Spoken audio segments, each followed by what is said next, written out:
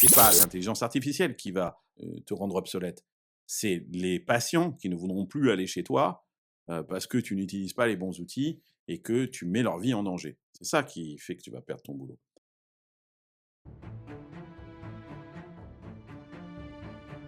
Bonjour à tous, vous êtes sur À bout de taf, le média qui analyse les mutations du travail. Sur le cycle décideur, avec des invités dirigeants, entrepreneurs, experts, observent, changent le monde du travail.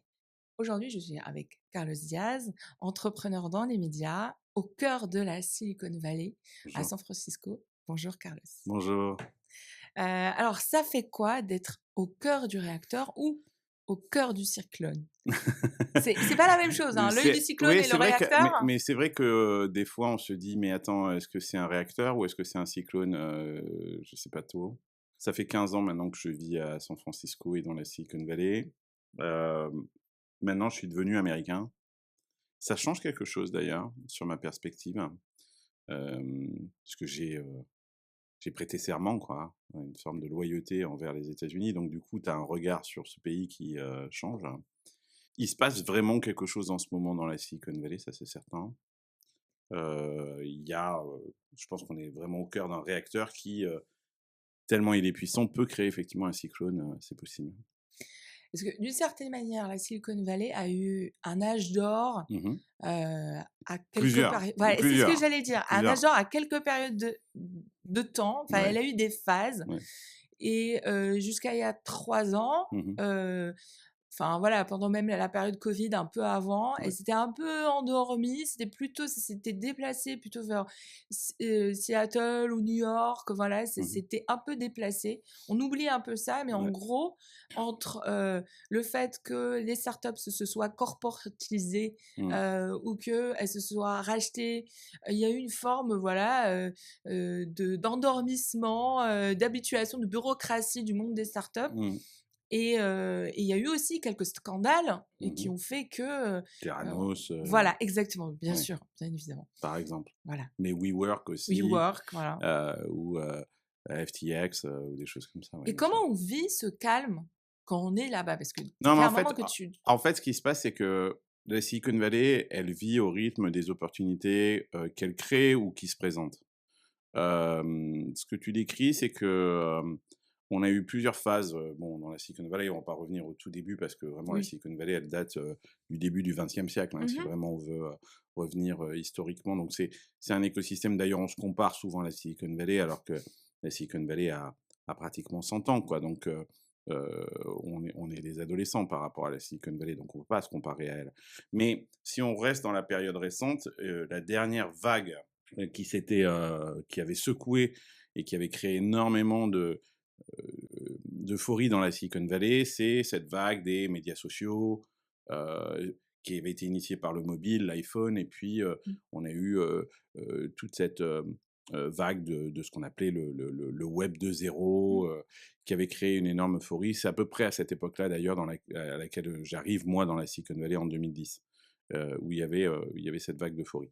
Et puis, cette vague, elle s'est un peu atténuée, d'ailleurs, notamment pour des questions politiques et sociologiques, Mmh. puisque, en fait, ces réseaux sociaux, on a commencé à les considérer comme néfastes pour la société ou pour la vie politique, puisque Mmh.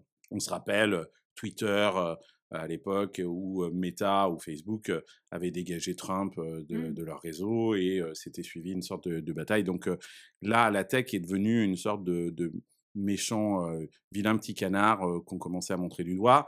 Et donc l'opportunité financière, elle n'était pas exceptionnelle, quoi. Et généralement, quand le marché est down, donc en fait, Mmh. tu vois, Oui, il y a, j'adore cette expression aux US, il y a vraiment cette ouais, idée. c'est ça, on C'est est pas sur down. même pour l'immobilier, ça existe. Oui, Il faut pas investir quand on est down, il faut voilà, pas c'est sortir, down. Oui, mais alors du coup, comment est-ce que tu fais pour, et je sais que c'est un sujet que tu voulais qu'on aborde, mais comment est-ce que tu fais pour aborder, pour attirer les talents, les garder quand un marché est down? Parce que les gens dans la Silicon Valley, certes, ils ont un salaire, mais le coût de la vie est tellement cher que le salaire, même s'il est énorme, à la fin du mois, il te reste zéro parce que ton loyer coûte horriblement cher, qu'il faut que tu payes l'école de tes enfants, ta santé. Donc c'est pas avec ton salaire que tu t'enrichis.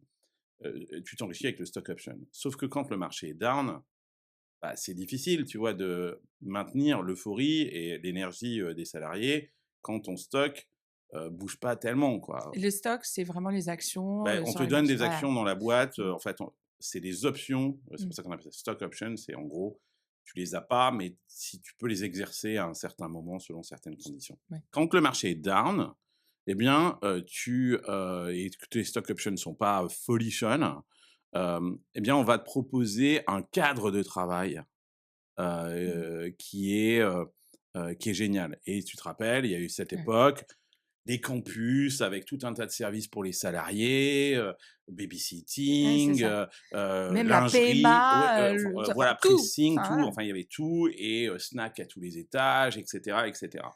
Pourquoi? Parce que, quelque part, on ne pouvait pas te faire la promesse, d'un upside énorme avec ton stock option, mais le cadre de travail, la façon de travailler, l'ambiance de travail est unique au monde et c'était un peu ça la promesse de la Silicon Valley.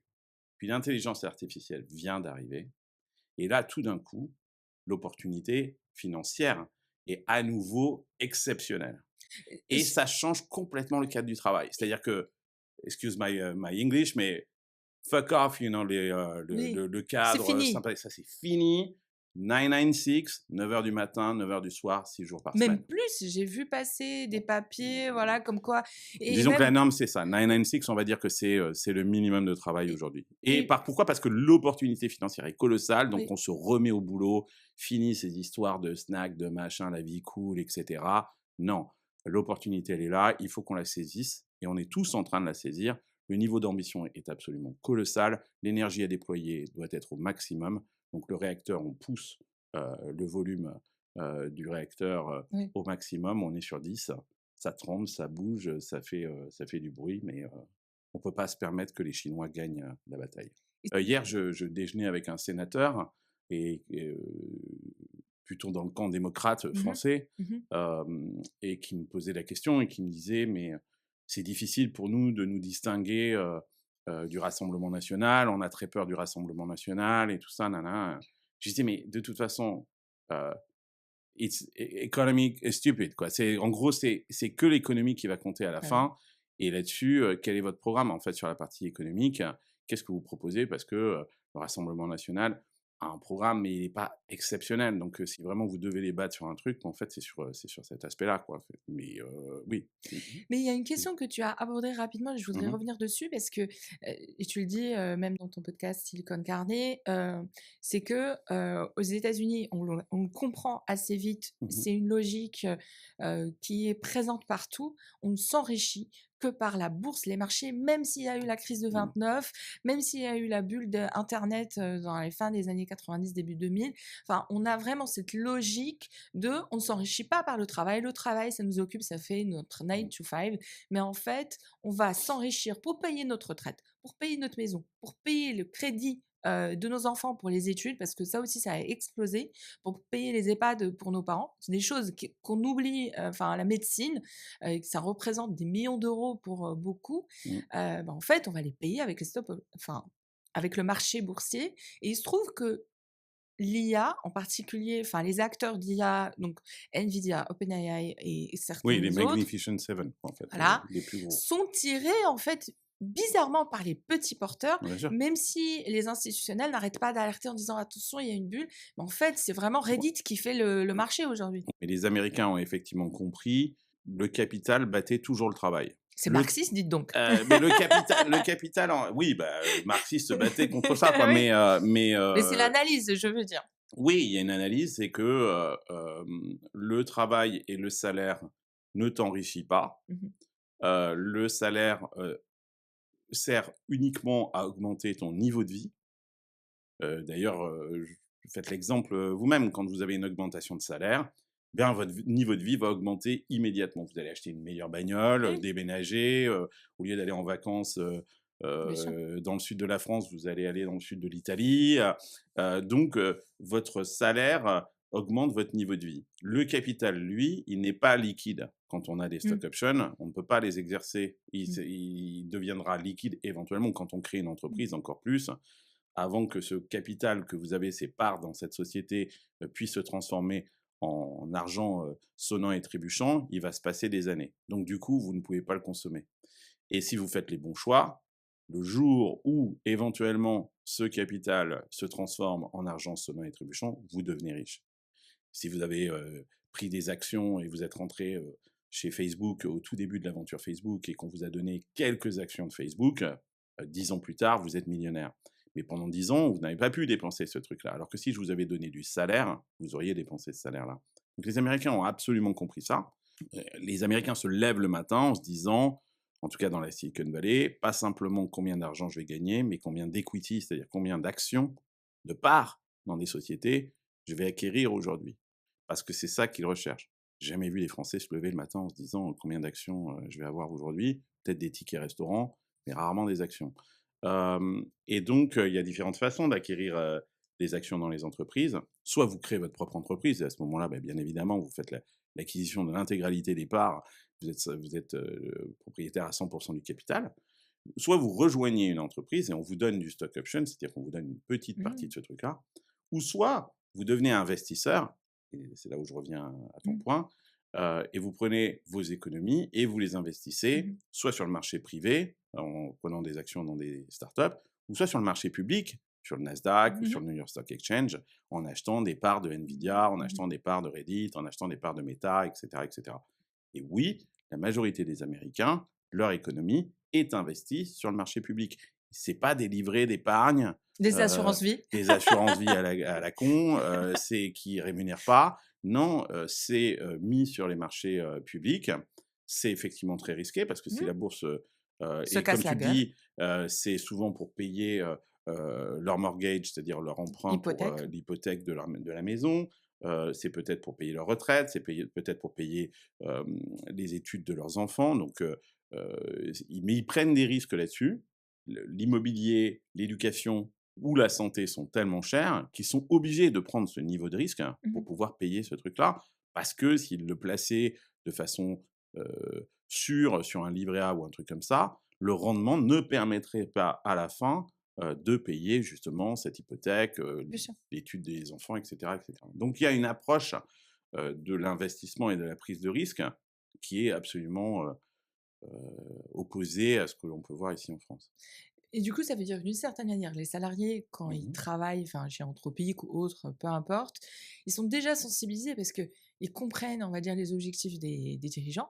Et qu'en même temps, les dirigeants, qu'ils soient fondateurs ou CEO, enfin voilà, euh, eux-mêmes, quand ils parlent, quand ils prennent la parole sur les médias, en fait, ils ne s'adressent pas que, on va dire, d'une certaine manière, aux fameux investisseurs actionnaires, Non, mais ils ils s'adressent à leurs s'adressent salariés aussi, hein, voilà, ils s'adressent même au grand public qui au grand pourrait être public un qui petit est porteur, ouais. qui va investir. Absolument. Pourquoi? Parce que ces salariés, et notamment si on prend le sujet de l'intelligence artificielle, où ce sont des gens qui ont un, un niveau d'expertise et de compétence qui est unique et très très rare, donc il faut absolument les garder.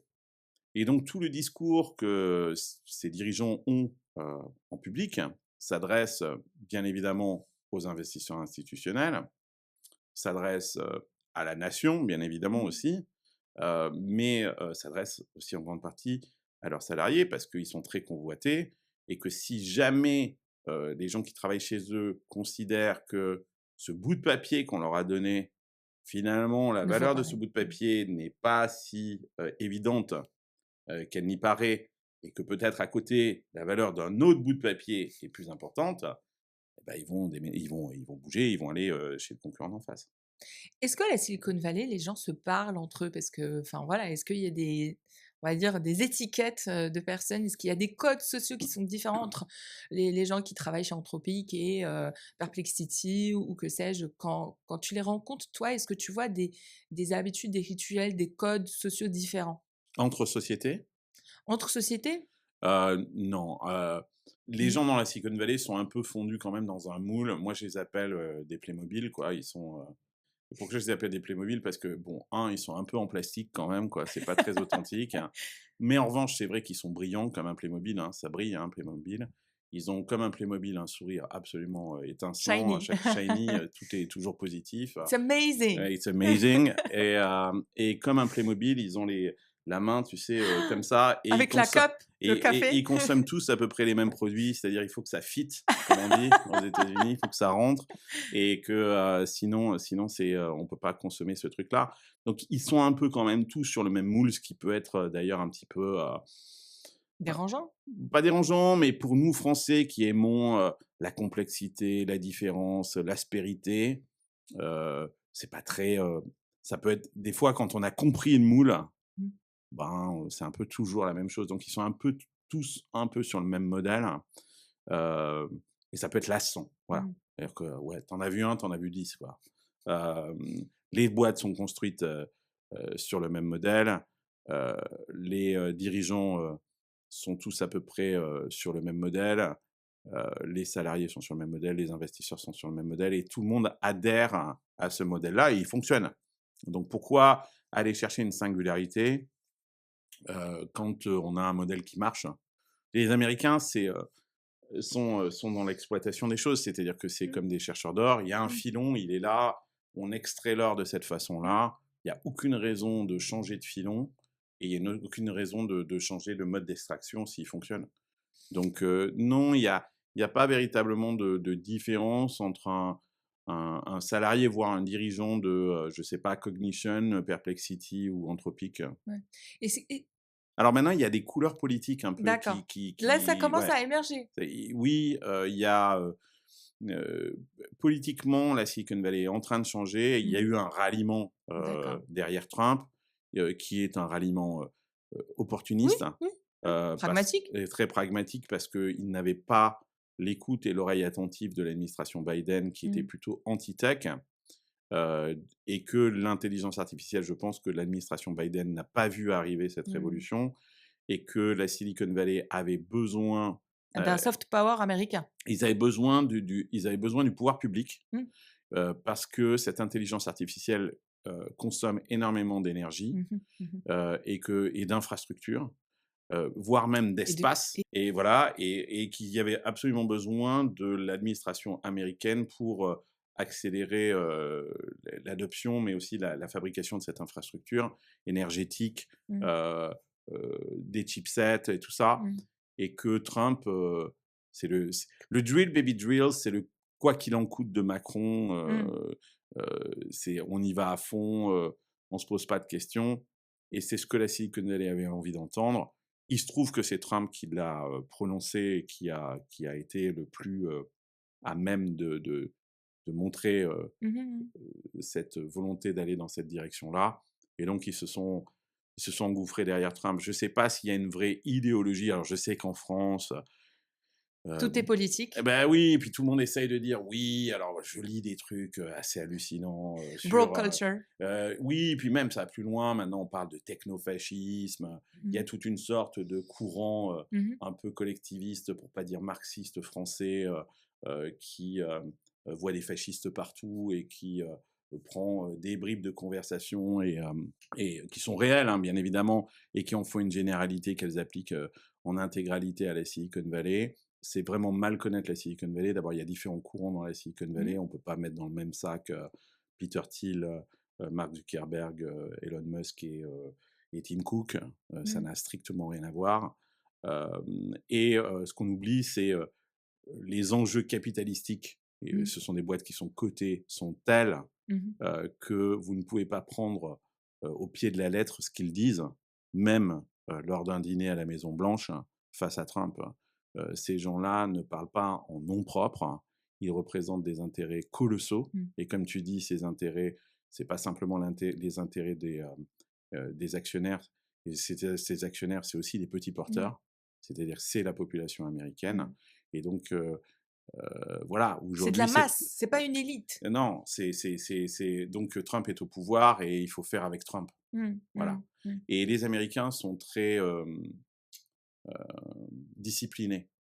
Trump a gagné les élections. Ils sont Trump démocratiques, en fait. ouais, mais Trump est le président des Ouais, États-Unis, donc on doit travailler avec Trump. ouais.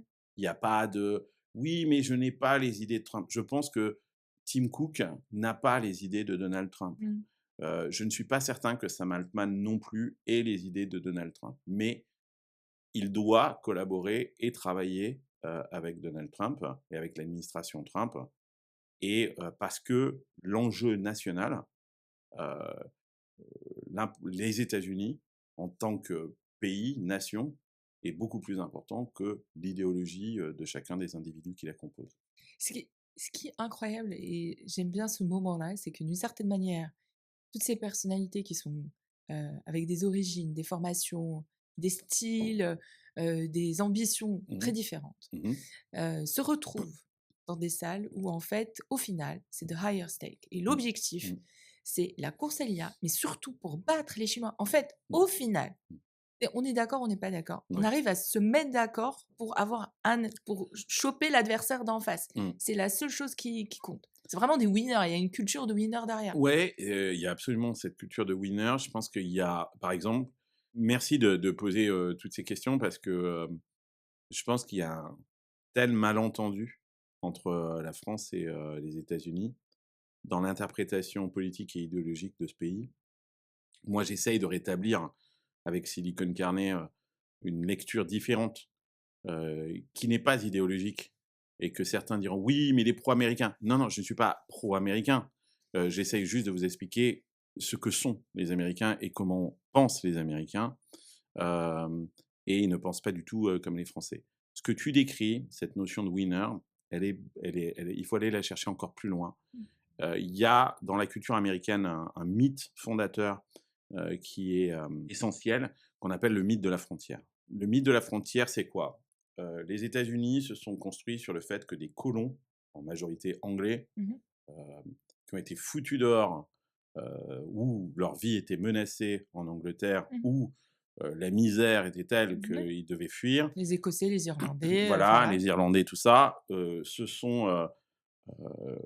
ont immigré, aux États-Unis, sur cette terre nouvelle, sur la côte est, Mmh. des États-Unis. Et depuis cette côte est des États-Unis, ce mythe de la frontière, ils ont conquis l'Ouest. C'est la Mmh. conquête de l'Ouest et il y a eu plein de littérature, y compris de films à Hollywood qui ont, Utiliser cette mythologie. idéalisé aussi cette mais c'est exactement, C'est une c'est une mythologie, bien mythologie. sûr. On a une mythologie, nous, qui est héritée, Des des Grecs, Grecs et de la voilà. Rome antique.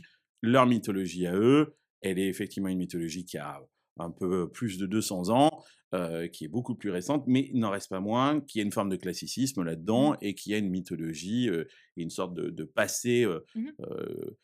en tout cas idée du passé, très lointaine, qui est pas du tout réaliste, mais qui est, inventée peut-être ou voire en tout cas, idéalisée. Cette conquête de l'Ouest, c'est quoi? C'est repousser la frontière. Mmh. C'est de dire: «On a notre territoire, c'est la côte est, on va chaque jour, tous Dégainer. ensemble, repousser et déterminer quelle est la frontière des États-Unis» et de la pousser, bien évidemment, le plus vers l'ouest, jusqu'à la ville finale qui est San Francisco et c'est très intéressant d'ailleurs. Pourquoi est-ce qu'on continue à pousser la Mmh. frontière qui n'est plus géographique désormais, qui est une frontière intellectuelle? Mmh. Depuis la dernière ville, la plus à l'ouest, qui est San Francisco, quand ils sont arrivés à San Francisco, c'était la dernière station du chemin de fer, hein. En fait, c'était pas San Francisco, c'était Berkeley, de l'autre côté de la baie. Mais à partir de là, on a dit: «Oui, OK, on est face à l'océan, mais on n'a pas fini de se dépasser» et les Américains sont dans cette logique, heu heu, de dépassement de tout ce qui est possible. Quand tu parles de winner, Mmh. mais c'est vraiment une mentalité de dire: «OK, cette frontière, on va la repousser». Ça peut être une frontière, idéologique, Mmh mh. ça peut être une frontière politique, ça peut être une frontière scientifique. Mmh. On va conquérir l'espace parce La que bombe nucléaire, c'est aussi arrivé grâce à ça. exactement, la bombe nucléaire, et cetera et tout ça, ça fait partie de ce mythe de la frontière, de dépasser les limites, qui s'imposent à nous parce que les États-Unis et le peuple américain se considèrent comme un peuple élu. Mmh. C'est un peuple élu Mmh mh. avec une destinée, Mmh. sur terre et c'est à eux, de repousser ces limites-là et ça si ça doit aller jusqu'à la conquête de Mars, comme ça a été la conquête de la Lune ou et d'aller sur Mars, ce n'est pas de la démagogie, ce n'est pas de la folie. C'est le mythe américain Mmh. de dépasser les frontières et c'est ce qu'ils font. Ils le font parce que c'est ancré en eux. Et pourtant, c'est quasiment français. impossible n'est pas français. Enfin, Ouais. voilà, il y a cette. Oui, mais ça fait très On a longtemps. oublié cette idée-là. Oui, ça Après, fait. aujourd'hui, on parle des limites énergétiques, planétaires, donc on est repassé sur autre chose, mais la limite intellectuelle était quelque chose qui était. Enfin, Oui, autant oui, tu as raison et d'ailleurs, ce mythe des frontières, qui date du 19e siècle américain, il est hérité du siècle des Lumières. mmh, Je rappelle que la Constitution américaine, oui. de We 17 the people. oui et de 1769, elle a été, proclamée avant la Révolution, française, mais elle a été énormément inspirée par, les penseurs de l'époque Mmh, français, que ce soit Voltaire, Rousseau, mmh, ou ces gens-là. Effectivement, il y a, mais nous, ça fait très, très longtemps qu'on a abandonné, cette idée de progrès, pour, adopter plus, une démarche de précaution. mmh. La France aujourd'hui, c'est un pays de précaution. Le principe de précaution. Exactement, avec un principe de précaution où chaque fois qu'on bouge un petit doigt, il faut se poser la question de en fait, ce qui est taré, c'est que, tu vois, beaucoup de gens regardent les États-Unis et Donald Trump comme un conservateur, hein, mais en fait, un conservateur au sens politique du Mmh terme, c'est-à-dire quelqu'un qui ne veut plus pas changer le mh. système en Qui place, conserve un musée. voilà, qui Mmh. conserve des acquis, tout Mmh. ça, mais en fait, les vrais conservateurs, c'est nous. Mmh. Et je me considère là, je prends ma casquette de Français. Ceux qui ne veulent pas changer le système, ceux qui ne veulent pas le réformer, Mmh. heu et qui veulent le préserver et d'ailleurs, c'est assez intéressant de noter que c'est la gauche qui est conservatrice en France. C'est elle qui veut préserver les acquis.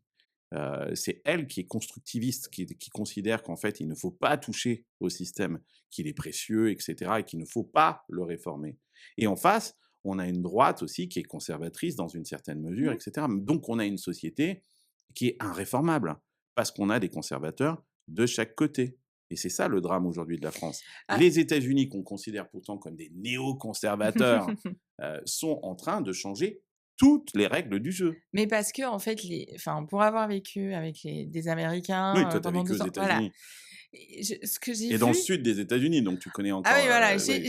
j'ai vu des choses. Un jour, je ferai un épisode dessus, mais j'ai vu des choses. Mais hem, ce qui est intéressant, hein, c'est qu'en fait, et j'ai appris beaucoup avec ça, c'est qu'ils n'ont pas peur de partir de zéro. Et je pense que c'est ça, qui, moi, quand j'analyse, et je suis aussi, binationale, et donc je vois les subtilités culturelles, Bien sûr. et ce que je vois, c'est qu'en fait, il y a un héritage qui est tellement, heu, important, et en fait, j'ai trouvé ce passage, dans un livre, je vais essayer de le retrouver, dans un livre de Nietzsche, qui dit que le plus difficile, c'est quand on commence à, analyser notre histoire et à l'observer. Et là, on n'est plus acteur, on ne peut plus, on est tellement ébahi par ce qu'on a.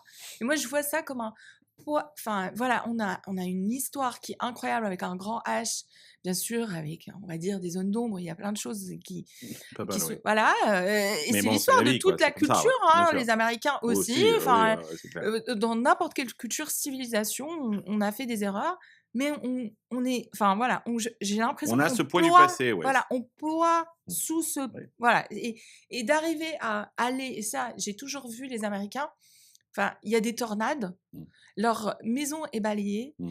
et en fait, Qui ne sont pas remboursés par ils sont pas l'assurance remboursés, ou très mal, hein, c'est-à-dire qu'ils vont être remboursés des clopinettes. et ils reconstruisent. Ouais.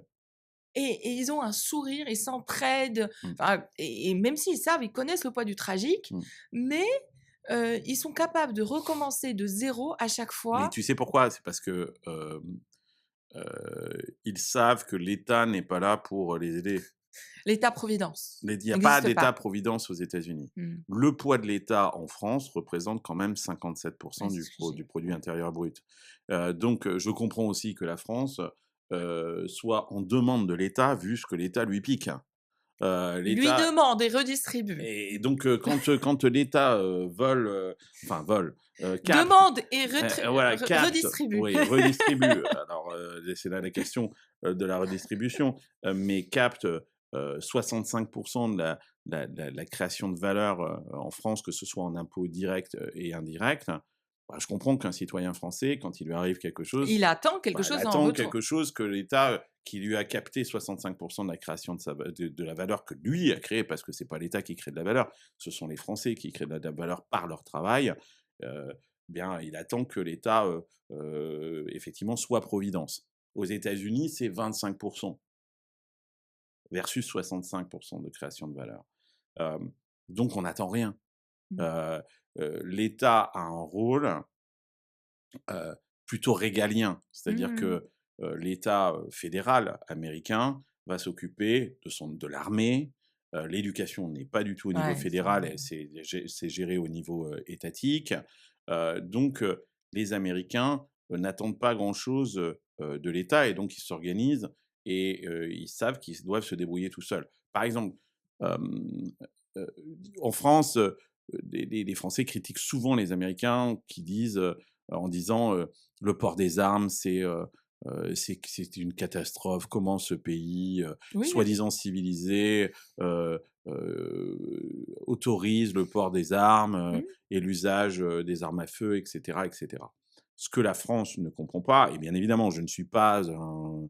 un défenseur du second amendement, qui est quand même le 2e amendement, hein, il faut quand même, dans l'ordre de priorité, hein, 1er amendement, La liberté. la liberté d'expression, le 2e amendement, c'est, la capacité de porter une arme, Mmh. pour d'ailleurs protéger le 1er amendement. Oui.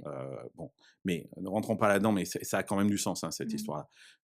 Parce qu'il faut toujours revenir à la géographie. Oui. La géographie, c'est ce qui, Mmh. explique. On pense que souvent c'est la politique, la culture qui explique les choses qui sont ouais, revenons à la géographie. Les routes, Et les voilà, vous espaces. êtes en Arizona, vous êtes au cœur du Nevada, OK, vous vivez dans une bourgade et peut-être que le prochain poste de commissariat, il est Mmh. à 200 kilomètres. Oui, oui.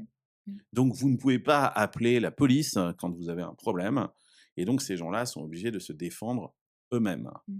Ou voir dans des régions isolées comme, je ne sais rien, l'Alaska Mmh. ou, le Montana, où vous pouvez croiser un ours, hein.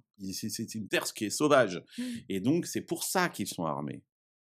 Alors après, on peut réglementer et dire: «On n'a peut-être pas besoin d'un fusil semi-automatique, peut-être qu'un fusil, classique, suffit», bien évidemment, mais le sens, en fait, du port des armes, ça tient à la géographie. Par exemple, prenez une carte des États-Unis. D'abord, les gens, toi qui as vécu, on se rend pas compte des C'est distances, énorme, c'est Vincent. Oui. colossal, les distances sont absolument gigantesques.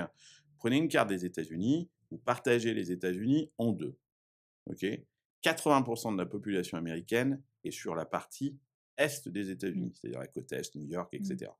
Prenez la carte, divisée en 2, 80% de la population à l'est de cette carte de cette ligne et 20% à l'ouest de cette C'est ligne fou.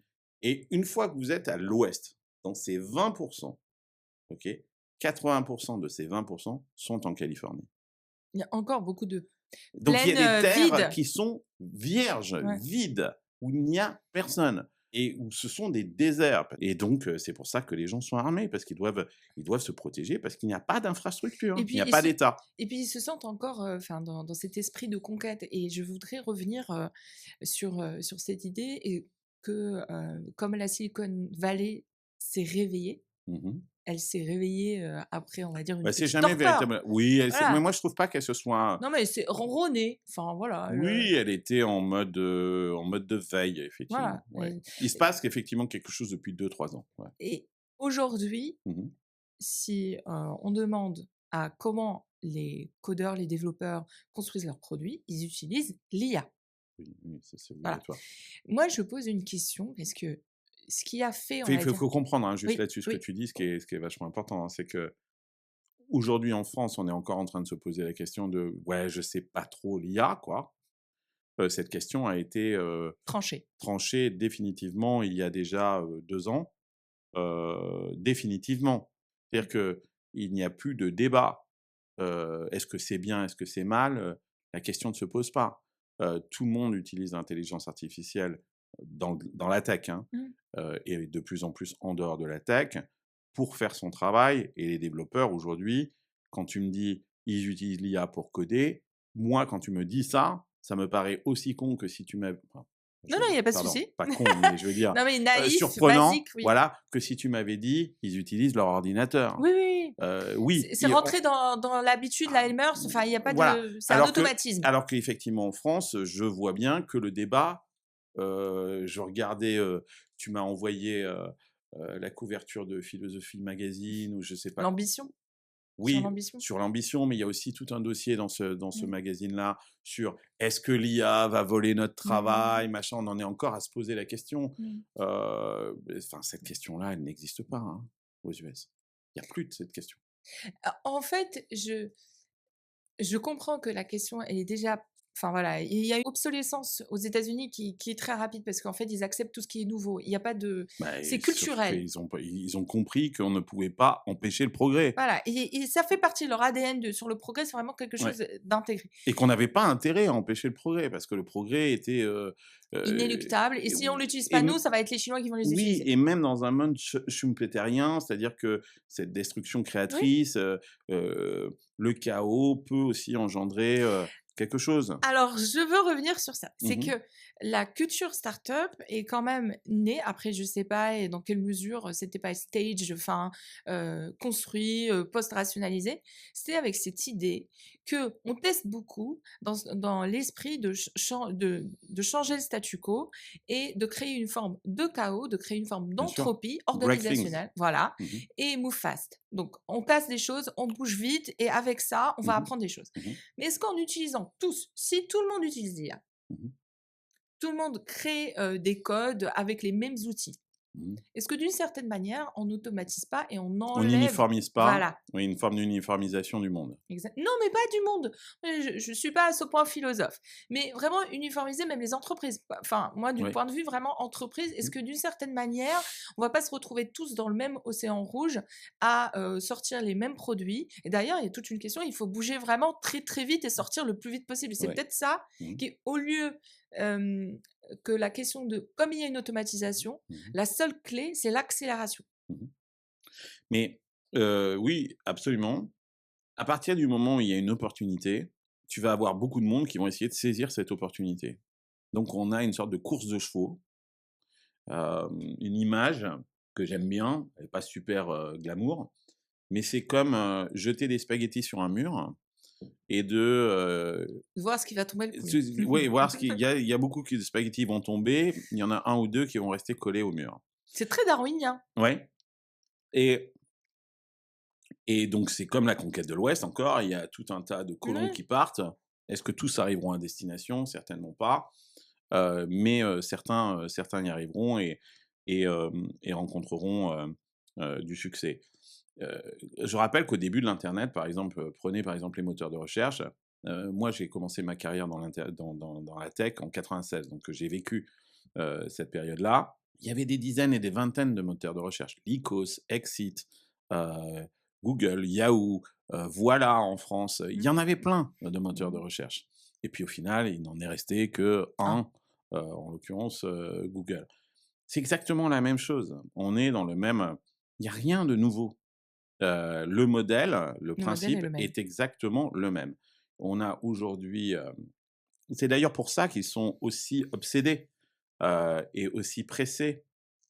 On a un Mark Zuckerberg qui dit, heu: «Ce qui m'empêche de dormir la nuit, ce n'est pas de savoir si je dépense trop en termes d'intelligence artificielle, mais si je ne dépense pas assez». Mmh. Il y a une crise, enfin Et une on forme par on parle de existentielle. 600 milliards, hein, Oui, aujourd'hui oui. d'investis, hein. On n'est pas en train de dire quand il dit ça: «Est-ce que j'investis suffisamment?» On n'est pas en train de se dire qu'il a mis 1 milliard sur la table. Il a déjà mis 600 milliards. Donc c'est quand même des montants colossaux. On a un Larry Page, fondateur de Google, Alphabet, qui dit: «Je préfère la faillite de Google que de ne pas trouver, l'intelligence artificielle générale avant tout le monde». Après, c'est cette logique quasiment, de recherche appliquée. Enfin, on quand on regarde enfin, il y a quelques jours, je lisais un livre que je vous mettrai en ressources sur l'ordinateur quantique, Mmh mh. enfin et ce qui est intéressant, c'est que même dans les autres sciences, d'une certaine manière, il y a cette envie de course et de trouver, Mmh. la solution, Avant tout le monde, avant tout le monde bien sûr. Mais et parce que les Américains savent qu'il y a une expression aux États-Unis qui dit: «Winners take all». oui. Donc les gagnants vont tout prendre. Il y aura, comme je le disais avec mon histoire de spaghetti, peut-être 3 gagnants à la Mmh. fin, maximum. Et ça se trouve, il y en aura qu'un. Donc parmi tous ces prétendants, aujourd'hui, 3 vont gagner. Il y a 3 places. Donc il faut absolument, la pire des places sera la quatrième, ou voire la deuxième.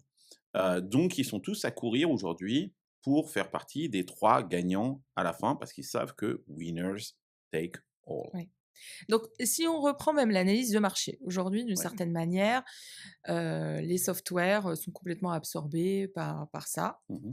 On va avoir les chips, enfin les puces, Mmh. on va avoir l'énergie, Ouais, on va avoir la logistique. ouais.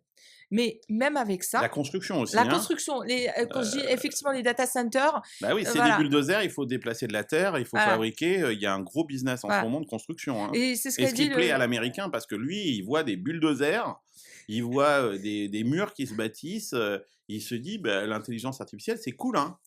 Parce que moi je conduis des camions, hein. Et le patron d'NVIDIA a dit ça, il a Mmh. dit, «On peut devenir milliardaire maintenant en étant plombier». Alors, oui, parce que, ce qu'il voulait dire par là, c'est que alors milliardaire, je sais oui, peut-être, remarque, si, S'il prend des s marchés. ouais, si tu prends des marchés et oui, mais ou peut-être que si tu, demain, mais dans un futur, on n'y est pas encore, mais un plombier pourra avoir, heu, une entreprise qui est composée, de robots Optimus, plombiers Oui, et donc il diviser le coût du travail. et donc, alors, combien coûtent, ces robots aujourd'hui? Ils sont encore, je pense qu'ils coûtent plus cher Qu'un humain. heu, qu'un Mexicain, hein, parce que malheureusement aux États-Unis, Oui. ceux qui bossent, c'est très, racisé, hein, le Mmh. travail, aux États-Unis. Hem, donc voilà, c'est pour ça que je dis qu'on n'y est pas encore et ça, c'est intéressant pour les Français parce que les gens se disent, là aussi une différence culturelle, disent: «Oui, mais alors» prenons par exemple un autre exemple, celui de la radiologie. Mmh mh. OK? On sait aujourd'hui que l'intelligence artificielle, Et déjà dessus. bah, elle est capable d'identifier, des maladies beaucoup mieux que n'importe quel médecin. Ça, c'est plié. Donc on se dit: «OK, mais moi je suis radiologue, c'est fini, mon métier il est terminé». Non, le métier de détection, si tu n'es pas, assisté par une intelligence artificielle, moi en tant que patient, j'ai pas envie d'aller chez toi parce qu'il y a plus de chances que tu loupes ma maladie que si je vais chez un radiologue qui utilise l'intelligence artificielle. C'est pas l'intelligence artificielle qui va, te rendre obsolète, c'est les patients qui ne voudront plus aller chez toi, parce que tu n'utilises pas les bons outils et que tu mets leur vie en danger. C'est ça qui fait que tu vas perdre ton boulot. Mais ce que les gens se disent: «OK, très bien, mais du coup, il y aura plus de radiologue parce que c'est l'intelligence artificielle qui va tout faire». C'est mal connaître l'économie. L'économie, elle ne fonctionne pas comme ça. À partir du moment où vous avez une technologie qui se commoditise, c'est-à-dire qui devient beaucoup plus accessible, les gens vont passer plus de radio. D'abord, le coût, comme on a enlevé de l'humain, va baisser, Mmh mh. la qualité du service va augmenter et donc, les gens vont aller faire plus de radio, mais dans des proportions Comme inimaginables. le PET scan où en fait, tout le monde va vouloir, Exactement. vérifier est-ce qu'il a un cancer beaucoup plus tôt que quand il coûtait hyper cher. Exactement. Quand ça coûte cher, le marché, il est plus petit. Quand la technologie, Se heu, diffuse. se diffuse et permet, une baisse des prix et une augmentation de la qualité du service, la taille du marché augmente, elle ne diminue pas. Plus de gens iront faire des radios, plus de gens, au lieu d'aller faire une radio tous les 5 ans, les gens vont aller faire des radios tous les 3 mois. Bah, en fait, ça rejoint l'une de mes questions, sur lesquelles je travaille pour un projet livre, c'est est-ce qu'on est vraiment en capacité de croître grâce à l'IA? Parce que pour le moment, Mmh mh. tout ce qu'on propose, c'est on va diminuer les coûts. Mmh. C'est là où on trouve, la plus grande partie de la littérature. On va remplacer Augmenter la productivité quand même voilà, augmenter la et productivité, donc diminuer les coûts. voilà, diminuer les coûts. Ouais. Mais augmenter les revenus, Mmh mh. trouver de nouveaux marchés. Mmh. Là, on a encore du mal, à part dire qu'on attend de voir l'AGI parce que c'est ça qui va tout Mmh. bouffer. Est-ce qu'il y a, effectivement, l'une des questions, ça va être sur la santé, mais moi, ce que j'ai vu, c'est que OpenAI, ils voulaient même aller, par exemple, sur du conseil, sur, de la finance, enfin, tous les marchés de services, finalement. Tous? Oui, non mais, tous les marchés seront disruptés par l'intelligence artificielle, comme ils ont été disruptés par l'informatique, hein, il y a quelques années. Mais ça, il y a absolument aucun doute. C'est juste que ça va aller Aucun. très vite. Ça va aller plus vite parce qu'en plus, on met beaucoup de moyens et beaucoup d'argent pour que ça arrive, le plus rapidement possible. Mais il n'y a aucun secteur qui sera épargné. Aucun, aucun, zéro. Écoutez, sur ce, je vais vous inviter, à déjà vous rappeler ce que nous a dit Carlos Diaz, aujourd'hui. C'est, de faire, comme les Américains d'une certaine manière, de ne pas avoir peur du risque, de penser à la prudence, mais pas forcément tous les jours, un peu moins, Mmh. que le capital bat le travail et que si vous voulez gagner plus d'argent pour, financer vos vacances, investissez et si vous voulez une plus grande maison, Investi investissez. Investissez dans vous déjà, Oui, investissez voilà, dans vous, même ouais, dans la formation, exactement. voilà, il y a plein de moyens d'investir. Investissez même, auprès, de votre employeur pour avoir, Des stocks, des stocks, des parts dans votre boîte. exactement, c'est aussi un investissement et effectivement, je vais vous laisser avec un passage qui m'a intéressée, sur, la bêtise artificielle avec Anne Alembert, qui rappelle sur la page 24 que la notion d'intelligence artificielle recouvre une nouvelle révolution industrielle qui implique le risque de l'automatisation et de la prolétarisation de la pensée. Elle masque aussi l'exploitation du travail humain nécessaire pour faire fonctionner les prétendus esprits numériques. Un peu plus tard, de plus, si la génération automatique de textes ou d'images peut fonctionner, c'est grâce aux quantités massives de données sur lesquelles les algorithmes sont entraînés.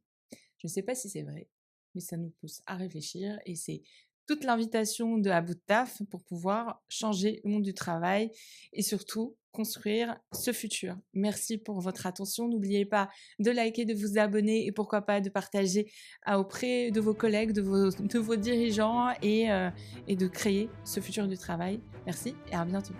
Merci Carlos. Au revoir.